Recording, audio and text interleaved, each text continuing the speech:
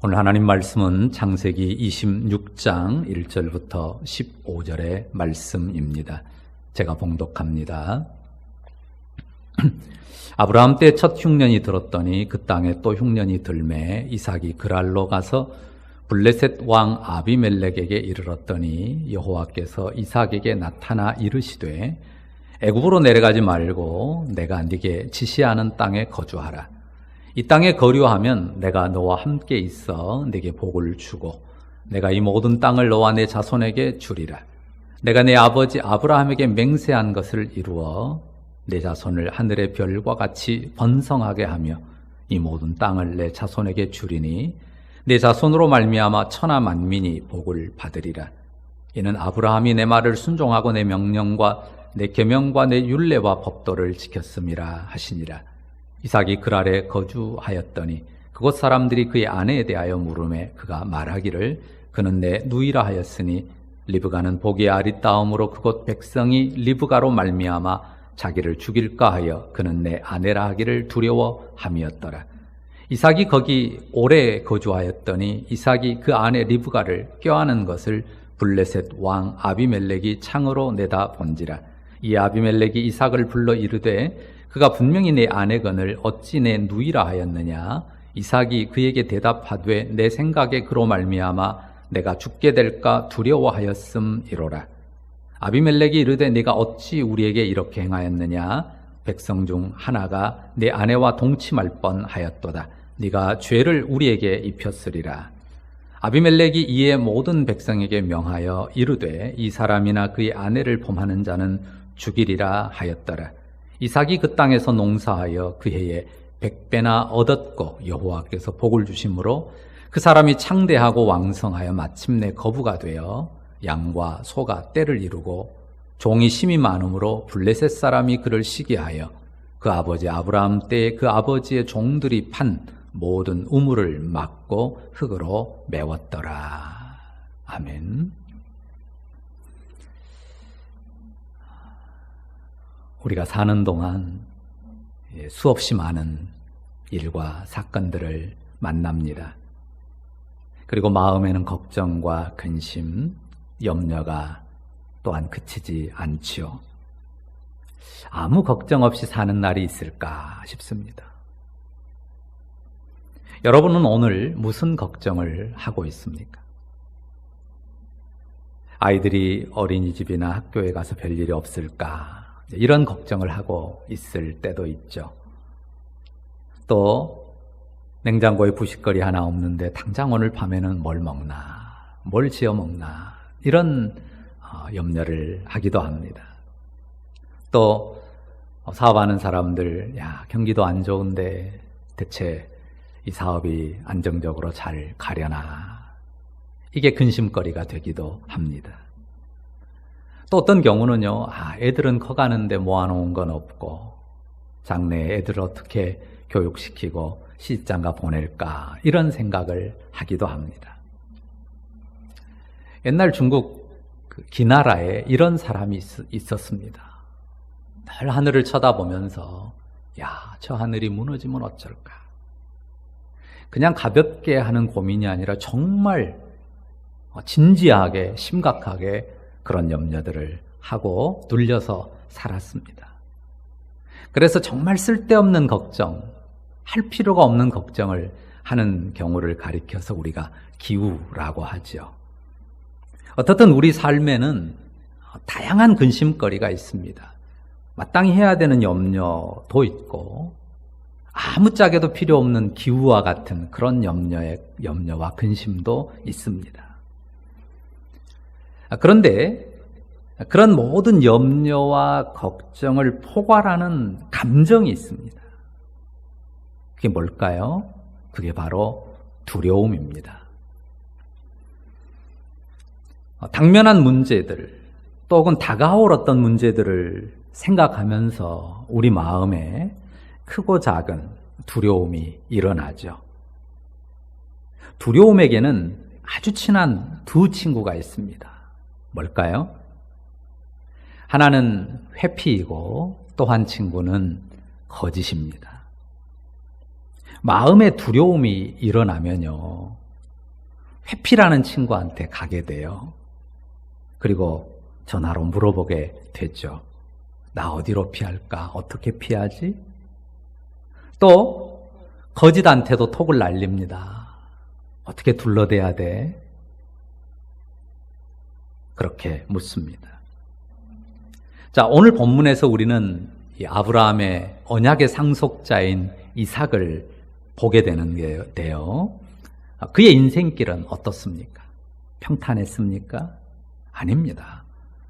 고통과 시련이 없는 삶이란 없죠. 이삭에게도 인생의 두려움이 찾아옵니다. 자, 1절을 보시면요. 이삭이 어떤 어려움을 만납니까? 흉년을 만나죠. 가나안 땅의 평균 강수량은 낮습니다. 약 440mm 정도 돼요. 우리나라는 1770mm 정도 되니까 평균 강수량에 있어서 거의 3분의 1밖에 안 되죠. 이삭의 식솔들과 가축들이 상당하거든요. 그런데 흉년이 들었으니 그 흉년살이가 참 힘들 수밖에 없습니다. 그래서 이삭이 어떤 선택을 합니까? 이삭이 블레셋 땅의 그랄이라고 하는 곳으로 내려갑니다. 이때에 여호와께서 이삭에게 한 가지 말씀을 주십니다. 2절을 한번 보시겠습니까? 2절을 같이 읽어봅니다. 여호와께서 이삭에게 나타나 이르시되 애굽으로 내려가지 말고 내가 네게 지시하는 땅에 거주하라. 여기 이삭이 무슨 생각을 했다는 걸 알 수 있죠. 아, 이집트로 내려가야 될까? 이집트로 내려가는 게 더 좋겠다. 이런 생각을 하고 있었던 거죠. 흉년을 피해 그랄 땅으로 왔지만 그곳 상황도 녹록지가 않았던 것입니다.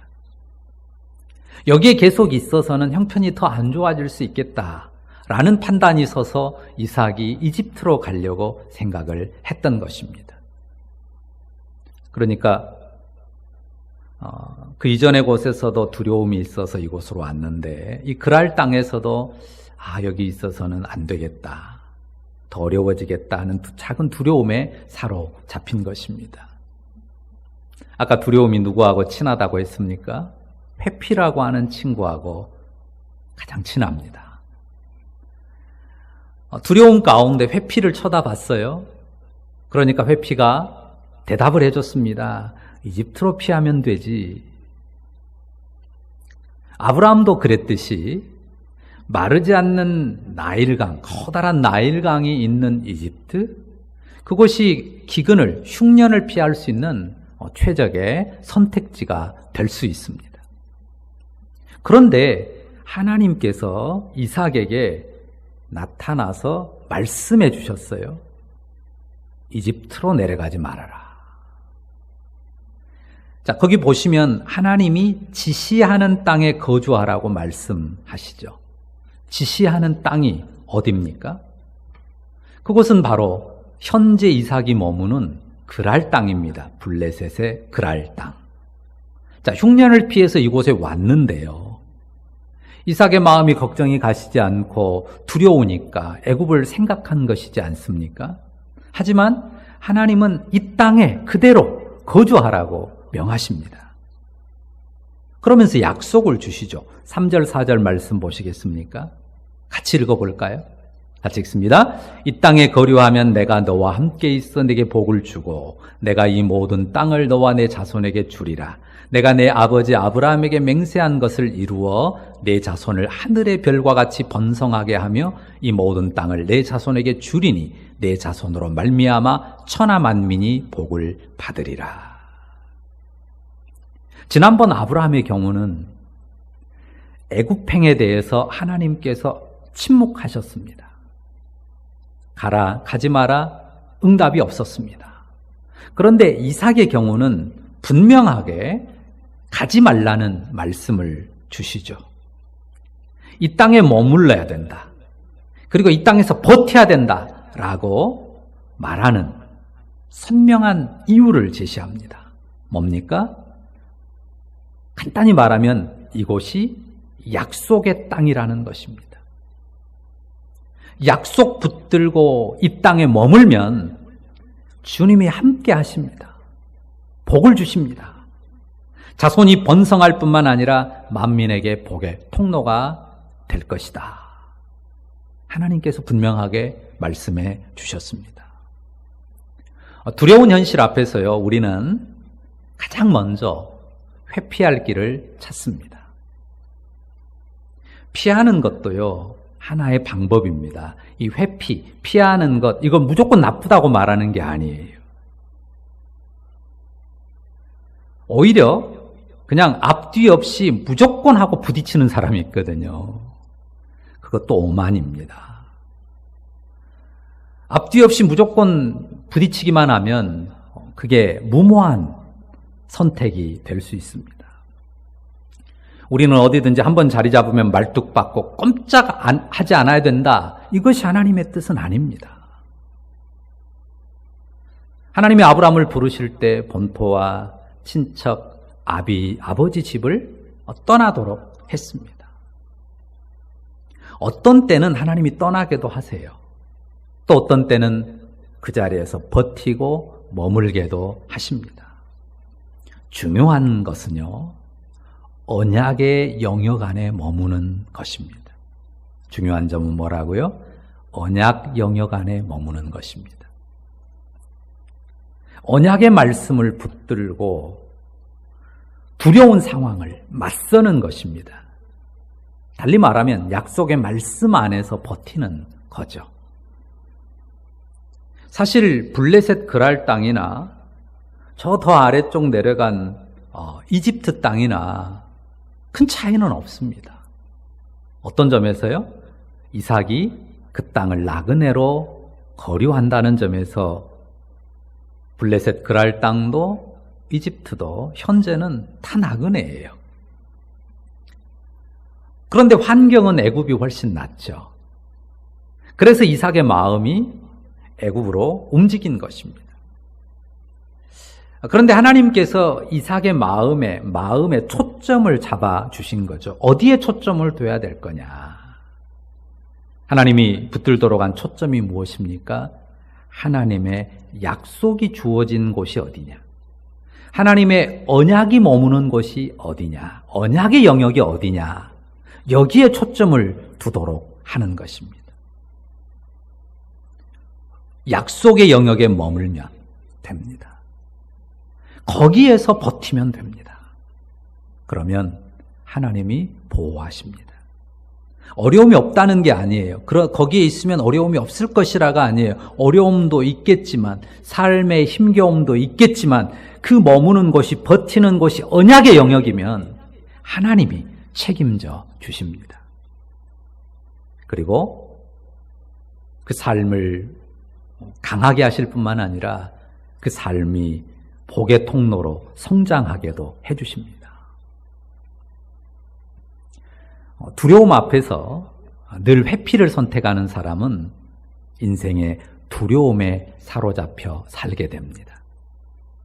회피도 하나의 방법이라고 했어요. 하지만 최선은 무엇입니까? 하나님의 약속을 바라보는 거예요. 그 약속의 말씀을 붙드는 것입니다. 그리고 그 약속의 영역에 머물고 그 약속의 영역 안에서 버티는 거예요. 무조건 피하지 않는다는 게 아닙니다. 자, 기본적으로 우리는 예수 그리스도를 믿음 안에서 생명의 약속을 가지고 있습니다. 예수 그리스도를 믿음 안에서 하나님의 생명의 약속, 영원한 하나님 나라의 기업을 우리가 약속받았습니다. 우리가 그 믿음의 약속, 그 언약의 영역 안에 머무르는 게 기본이죠. 뿐만 아니라요, 우리가 개별적으로 받은 하나님의 약속의 말씀들, 성경 안에 많은 말씀들이 있지만 그 말씀을 하나님께서 내게 개별적으로 성령의 감동으로 주신 그런 약속들이 있습니다. 그리고 그 안에서 우리가 하나님 앞에 약속한 바도 있습니다. 여러분 자신에게 있는 그 하나님의 언약, 그 언약의 말씀이 무엇인지를 기억해야 돼요. 그리고 그것을 붙들어야 됩니다. 내가 하나님께 받은 언약의 말씀, 내가 또한 하나님께 드린 약속의 말씀, 그 안에 머물고 그 안에서 내가 버틴다면, 힘들어도 어려워도 그것을 붙잡고 버틴다면 그것이 복이 됩니다. 8절 말씀 보시겠어요? 거기 보면 이삭이 어떻게 했다는 것을 알 수 있습니까? 8절 보세요. 거기 오래 거주하였더니 라고 씁니다. 결국 이삭의 삶이, 그 가솔들, 가축들의 삶이 어떻게 됐다는 거예요? 흉년을 힘겨웠지만 그랄 땅에서 흉년을 잘 지냈다는 것이죠. 잘 지내고 넘어갔습니다. 그러니까 그냥 거기 오래 거주했다는 말로 지나가고 있는 거죠. 어려움이 있습니다. 두려움도 찾아옵니다. 하지만 언약 영역 안에 머물면, 주님 바라보고 순종해서 버티면 지나갑니다. 우리가 흔히 잘 쓰는 말 있죠. 이 또한 지나가리라. 지나갑니다. 주님께서 감당케 하시고 지나가게 하십니다. 믿으시죠? 자, 흉년을 지나는 최선의 방법에 대해서 지금 이야기를 했습니다. 그것은 회피가 아니고 뭐라고요? 언약 영역 안에 머무는 것입니다. 이것이 오늘 첫 번째 우리가 살핀 내용이고요. 두 번째는, 자, 이제 두려움의 또 다른 친구 하나를 이야기했었지 않습니까? 첫 번째가 회피고 또 다른 두려움의 친구가 뭐라고요? 거짓입니다. 두려움의 두 번째 친구가 거짓이에요. 이삭이 애굽행을 포기하고 하나님의 약속을 붙잡고 그랄에 거주했단 말입니다. 분명히 믿음으로 순종했고, 그리고 하나님의 인도를 받아서 그 흉년을 잘 지났습니다. 그런데 그 마음에 또 두려움이 찾아옵니다. 두려움은요, 뜨내기가 아닙니다. 제가 외지에 갔을 때 어떤 식당에 들어갔는데 식당 이름이 외백식당이더라고요. 그래서 주인한테 이름이 특이해서 물어봤어요. 왜 외백식당이라고 했습니까? 외지에서 100년 손님들이 많이 오라고 외백식당이라고 했대요. 아, 그렇게 이름도 짓는구나 생각을 했어요. 100년 손님, 100년 단골 손님. 근데 오늘 본문 보니까 누가 100년 단골 손님이에요? 100년 동안 떨어지지 않고 아침 저녁으로 수시로 드나들면서 드나드는 손님. 두려움입니다. 두려움은 인생의 단골 손님이에요. 100년 손님입니다. 떨어지지 않는 손님이에요. 이번에 이삭을 사로잡은 두려움은 누구 때문입니까? 리브가 때문이죠. 그 아버지 아브라함이 애굽에 내려갈 때 자기 아내 사레의 미모 때문에 두려워하지 않았습니까? 그런데 이삭도 자기 아내 리브가의 미모 때문에 두려움에 휩싸였습니다. 우리 청소년들한테 좀 물어봤어요. 요즘 연예인 중에 누가 제일 예쁘다고 사람들의 칭찬을 듣느냐 했더니요, 혜린이는 마마무래요. 마마무의 솔라라네요. 또 현선이한테 물어봤더니 현선이는 레드벨벳의 아이린이래요. 저는 누군지도 잘 몰랐어요. 그 사람들이 어떻게 생긴지도 잘 모르고 말하니까 이제 한번 검색해서 얼굴을 봤는데요. 자, 세대마다 다르고 또 개인의 취향에 따라서 미인의 기준이 다 다르겠지만요. 한 가지 분명한 거는 이 리브가도 정말 그 예쁘다는 유명 연예인들 뺨치게 미인이었다고 하는 사실이에요. 계기가 있었겠죠. 사람들이, 그곳 그랄 사람들이 리브가를 보는 눈이 심상치 않은 거예요. 리브가를 가리키면서 저 여자 참 예쁘다라고 속닥거리는 그런 느낌이 와요. 그런 상황을 자꾸 보면서 이삭의 마음에 두려움이 일어나는 거죠. 어떤 그 두려움으로까지 커졌어요? 자칫하면 내 안에 뺏으려고 날 죽일 수도 있지 않을까?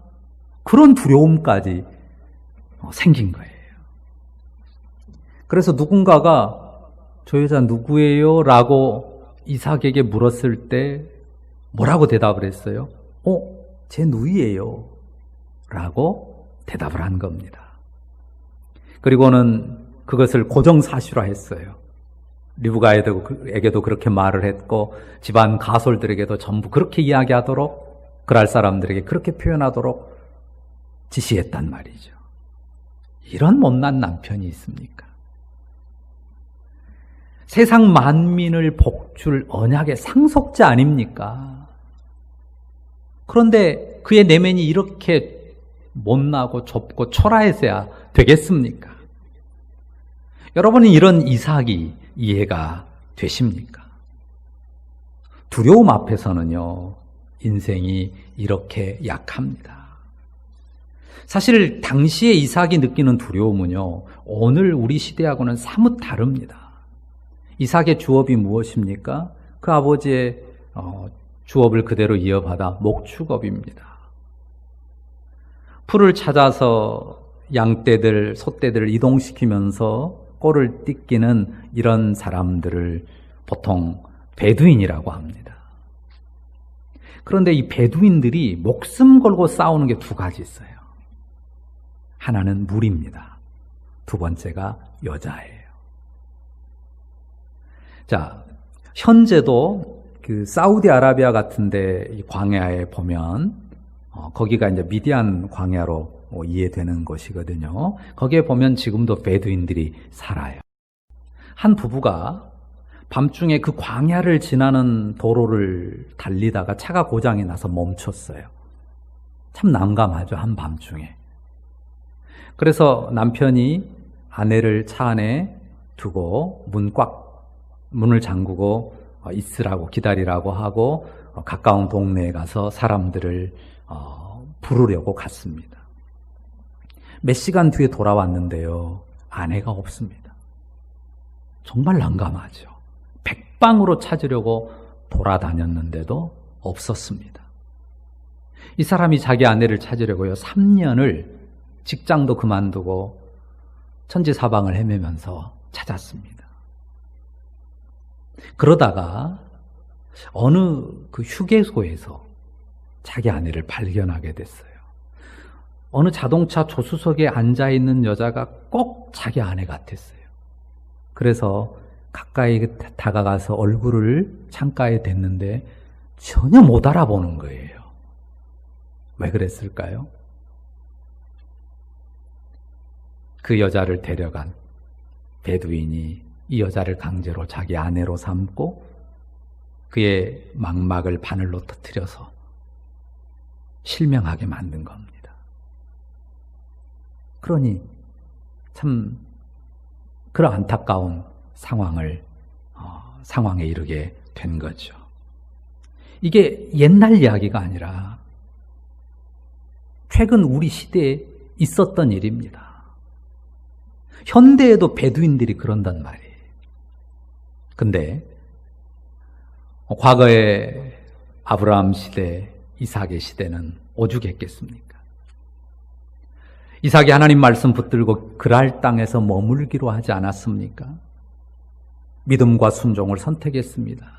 그러면 두려움은 싹 사라져버린다면 얼마나 좋겠습니까? 그런데 리브가 때문에 이삭은 다시 두려움에 빠지게 됐고, 그러니 그 두려움의 두 번째 친구인 거짓이 이삭을 사로잡아 버린 거죠. 사실 사람이 진짜 강하다면 두려움에 빠지지 않겠죠. 그런데 인생은 약합니다. 불확실성의 세계를 살죠. 완벽한 지식을 가지고 사는 게 아닙니다. 그리고 이삭이 그 그랄 땅에서 이방인입니다. 그 땅 그랄의 원주민들이 사회적인, 정치적인 힘, 권력, 이것을 가지고 횡포를 부린다면 대항하기가 어렵습니다. 그런 현실이기 때문에 혹시라도 권력자가 내 안에 리브가를 취하고자 한다면 내 목숨 위태로울 수 있으니까 내 목숨 부지하기 위해서 여동생이라고 하자라고 진실을 감추고 거짓을 말한 것입니다. 이삭이 믿음이 없는 게 아니잖아요. 분명 믿음이 있습니다. 그런데 현실의 힘 앞에 무력했고 그 무력감에서 일어난 그 두려움 때문에 거기에서 헤어나지 못하고 허망한 거짓말로 그 위험을 피하려고 했습니다. 자, 이미 8절에 우리가 이미 봤잖아요. 이삭이 그 땅 그랄에 오래 거주했어요. 그랬는데 그가 두려워한 일이 발생하지 않았어요. 어쩌면 기우였죠. 그곳의 군주나 실력자 어느 누구도 이삭의 아내 리브가를 탐내지 않았습니다. 취하려 한 사람 없었습니다. 그런데 나중에 뭐만 드러났어요? 이삭이 거짓말한 거. 자기 아내면서 동생이라고 속인 이것이 드러났어요. 이 일로 그 그랄 땅 블레셋의 군주인 아비멜렉이 이삭을 책망하죠. 그리고 그가 이삭의 아내니까 어느 누구도 리브가를 탐해서는 안 된다라고 명을 내리는 것으로 일이 일단락이 됩니다. 사실 두려움이 외부에서 오는 것이지만 그 두려움이 증폭되는 것은요, 외부적인 요인보다도 내 안에서 훨씬 크게 증폭이 되는 것입니다. 두려움을 이기는 방법은 뭘까요? 두려움을 이길 수 있는 방법은 함께 하시는 하나님을 바라보는 것, 그 믿음, 그리고 그 믿음 안에서 정직을 말하는 것입니다. 그것이 두려움에서 벗어나는 지름길입니다. 두려우니까 정직을 말하기 어렵지만 함께 하시는 하나님을 믿고 정직을 말하면서 두려움에서 벗어날 수 있습니다. 하나님을 믿고 의지하면서 우리가 사실을 말하고 진실을 말해야 합니다. 두려울 때 어떤 친구가 찾아온다고요? 거짓이란 친구가 찾아와서 속삭입니다. 그 두려움을 바라보면, 그 두려움만 바라보면요, 우리가 거짓과 동행하게 돼요. 그 두려움만 바라보면 그 두려움의 친구인 거짓과 우리가 함께 동행하게 됩니다. 그 두려움보다 훨씬 더 크신 하나님을 바라봐야 됩니다. 그러면 그 두려움보다 더 큰 하나님을 바라보게 되면 우리가 정직이라는 친구 곁에 서게 됩니다. 그래서 기도가 필요합니다. 우리가 기도 자리에 나아가서 하나님 앞에 간구해야 됩니다. 도움을 청해야 됩니다. 기도 자리에 나아가서 우리를 두렵게 하는 그 문제보다 더 크신 하나님을 바라봐야 돼요. 우리를 두렵게 만드는 그 문제가 있단 말이에요. 그 문제보다 훨씬 크고 위대하신 하나님을 바라봐야 돼요. 그 자리가 기도 자리입니다. 정직할 수 있는 용기를 구해야 됩니다.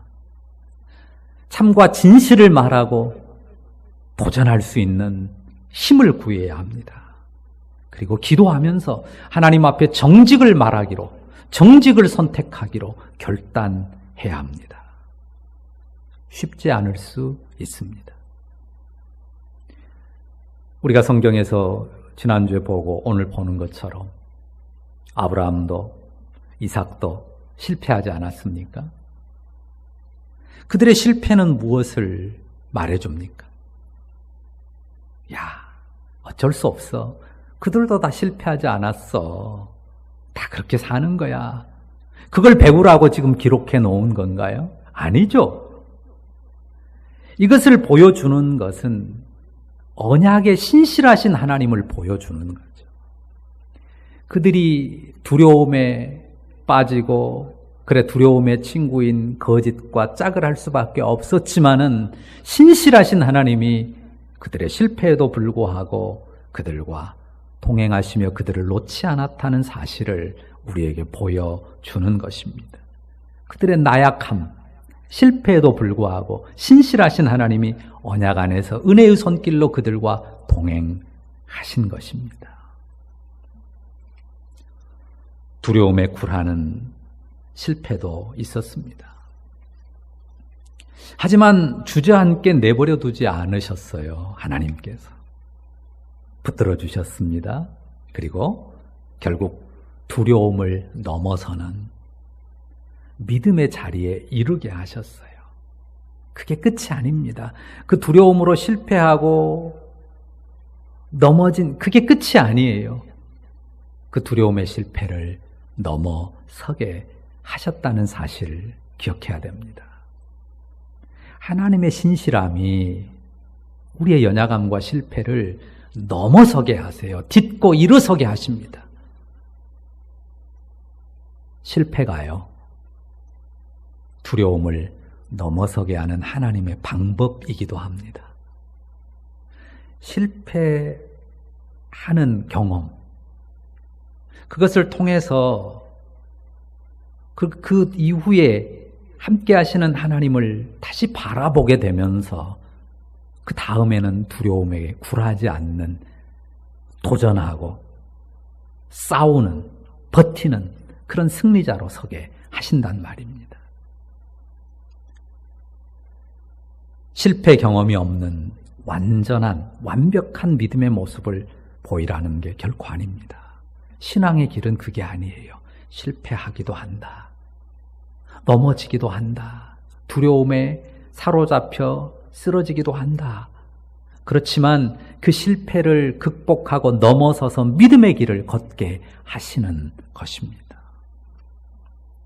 실패를 넘어서서 믿음의 길을 걷게 하셨고 하나님의 구원 역사를 봉사하게 하시죠. 실패 없는 완벽함을 생각해서는 안 됩니다.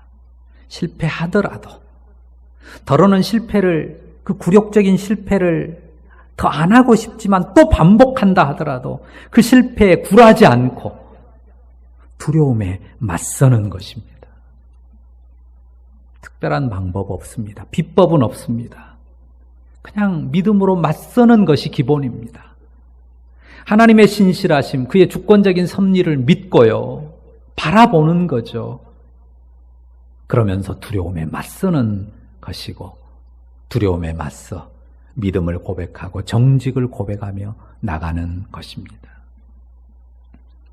12절 이하에 보면 나중에 이삭이 엄청난 부를 얻게 돼요. 하나님이 그의 농업을 엄청나게 축복하십니다.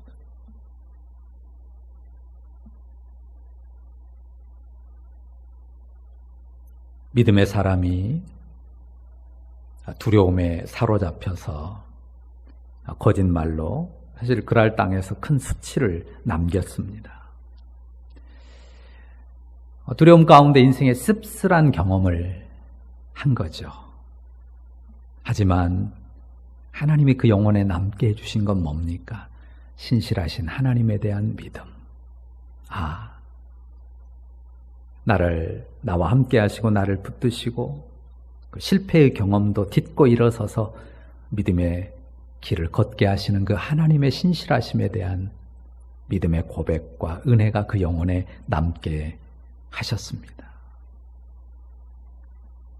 그리고 특별하게 부어주신 그 은혜의 복을 누리도록 해주셨단 말입니다.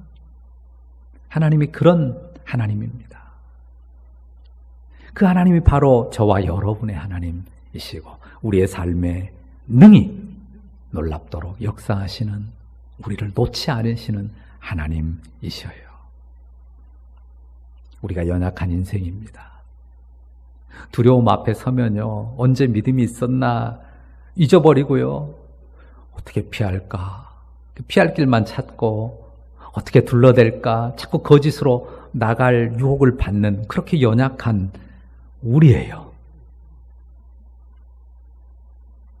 회피하고 도망도 치고 우리가 넘어지기도 하고 실패도 합니다. 요즘 여러분 어떻습니까? 혹시 그런 실패로 또 그 연약함으로 내 마음속에 남아있는 부끄러움과 수치는 없습니까? 충분히 그런 일들이 우리에게 있을 수 있습니다. 그렇지만 절대 포기하지 마십시오. 물러서지 마십시오. 믿음으로 두렵지만 그 두려움을 맞서 나가십시다. 주 예수 안에서 우리 아버지 되신 하나님께서, 신실하신 하나님께서 여러분을 붙들고 격려하고 계십니다. 그 주님 바라보는 용기로 믿음의 길 담대히 도전하며 나가는 우리 에라멜 지체들 다 되시기를 주의 이름으로 축원합니다. 기도하겠습니다. 사랑의 주님, 감사합니다. 오늘도 귀한 말씀 주시고 우리가 하나님 앞에 우리 영혼을 살펴 기도하게 하시니 감사합니다. 우리가 두려움에 눌리고 두려움에 사로잡혀 회피와 거짓으로 치달아갈 수밖에 없는 약한 인생이지만, 그리고 때로 실패하고 또 실패를 반복하기도 하는 인생이지만, 주 예수 그리스도 안에 있는 생명의 언약 안에서, 그 언약 안에서 우리를 붙드시고 우리와 동행하시면서 우리가 하나님의 거룩한 백성의 길에 서도록 우리를 붙드시는 신실하신 하나님이심을 믿고 감사를 드립니다. 그 주님을 믿기에 주님, 우리가 두려워하지 않고 두렵지만 두려움에 맞서서 의의 길, 진실함의 길, 용기와 도전의 삶을 이어갈 수 있도록 주님 우리 마음 붙들어 주옵소서.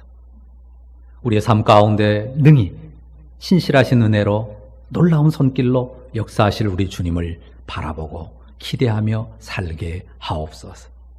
감사드립니다. 예수님의 이름으로 기도합니다. 아멘.